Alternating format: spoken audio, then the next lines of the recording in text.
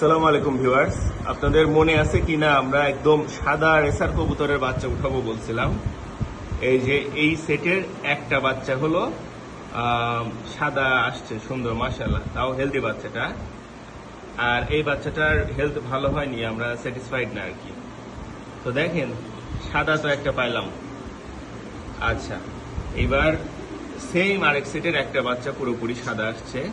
এই যে recessive white, এই যে পিন ফেদার বের হওয়ার পর দেখাতে চাইছিলাম, কিন্তু অনেকে বলছেন যে ভাই আপডেট তো দিলেন না।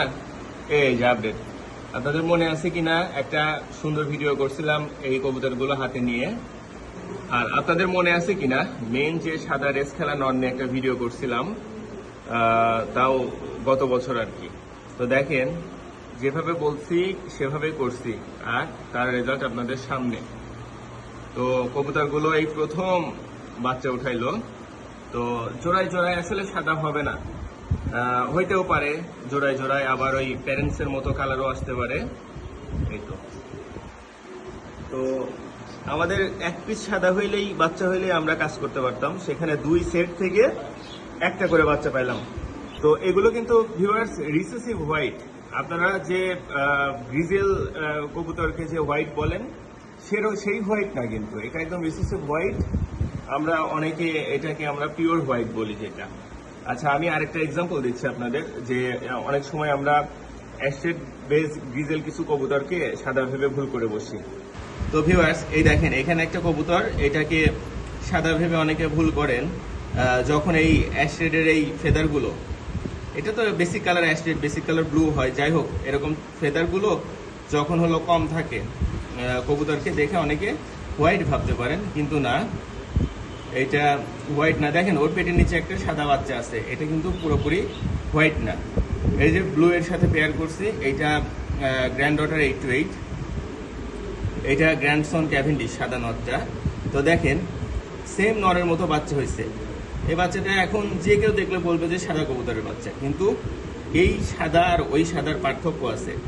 এখানে এর বডিতে যে ছিটগুলো দেখতে পাচ্ছেন, অনেক সময় এই ছিটগুলো কম আসে। তো তখন আমরা এই গ্রিজেল কবুতরগুলোকে হোয়াইট ভেবে ভুল করে বসি, কিন্তু সাদা বলতে মেইন যেটা বোঝায়, এই যে এটা আমাদের দেশে সাদা কবুতরের এটা আর কি কম, সেভাবে ওইভাবে পাওয়া যায় না। সাদা কবুতর পাওয়া গেলেও সেটা রেসে প্রুভেন থাকে না। তো কবুতর যখন পালবো, কোয়ালিটিফুল পালবো এবং সবসময় প্রুভেন জিনিস পালবো। তো যার কারণে এভাবে ওয়ার্কিং করে বের করা। এই যে এখানে যে 4 পিস কবুতর দেখতে পাবেন আপনারা, আমি হাতে নিয়েও ভিডিও করছিলাম। আপনাদের মনে আছে কিনা লাস্ট ইয়ারের ভিডিওতে সাদা মেইন নটটা ধরেও দেখাইছিলাম। এই যে সাদা প্রডিউস করতে হচ্ছে, সরাসরি সাদা প্যারেন্টস দরকার হয়েছে তা কিন্তু না। সাদা নটটাকে আমরা আমাদের বেস্ট 2 ব্লাড লাইনের ফিমেল দিয়ে বাচ্চা নিয়েছি কিছু। বাচ্চা নেওয়ার পরে বাচ্চাগুলোর মধ্যে মেল ফিমেল করে এই সেটের নর বাচ্চার সাথে ওই সেটের মাদি বাচ্চা পেয়ার করে সাদা তৈরি করলাম। সাদা মেইন নটটাও 2 সিজন রেস খেলছে, প্রুভেন। আর ব্লাড লাইন হিসাব করলে সাদা নটটা পেয়ার করছিলাম আমাদের যে বেস্ট পেয়ারগুলোর মধ্যে আছে, গোল্ডেন পেয়ারের ফিমেলের আপন বোনের সাথে। আর আরেকটা পেয়ার করছিলাম গ্র্যান্ড ডটার 828 এর সাথে, সাদা নটটা পেয়ার করছিলাম। অর্থাৎ আমরা সব সাইড থেকে প্রুভেন কবুতর পাইলাম, যেমন স্ট্রং পেডিগ্রি, সাথে হলো সাদা নটটা তো নিজেই রেস খেলছে 2 সিজন।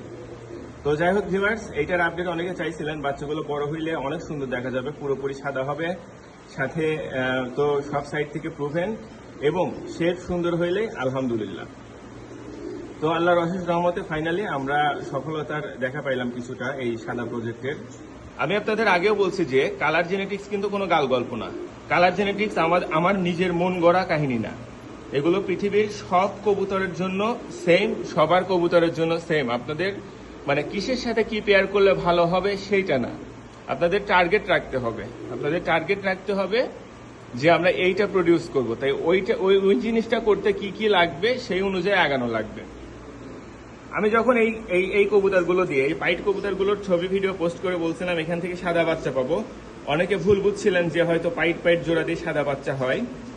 তো আমি আরেকটা ভিডিও তৈরি করে সবার ভুল ভাঙাইছিলাম যে না, পাইটের জন্য সাদা না, এইটা সাদা বাচ্চা হবে, কারণ আমার এই পাইট কবুতরগুলো সবগুলোই রিসেসিভ হোয়াইটের বাচ্চা।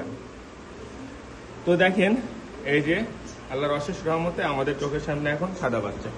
তো যাই হোক ভিউয়ার্স, অনেক কিছু সাদা কবুতর বানাবো, তারপর আপনাদের মাঝে দিতে পারবো। তার আগে দেওয়াটা সম্ভব না। অনেক ভাই ব্রাদার কাছের এবং অপরিচিত অনেক ভাই ব্রাদার আমাকে বলে রাখছিলেন, তো এই মুহূর্তে দেওয়া সম্ভব না। ইনশাল্লাহ আমরা নেক্সট ইয়ার আপনাদেরকে দিতে পারবো। কবুতরগুলোর জন্য দোয়া করবেন আর নিজেরাও এরকম ওয়ার্কিং করবেন। এই তো, এগুলোই আসলে মজা। তো thank you viewers, thanks for watching.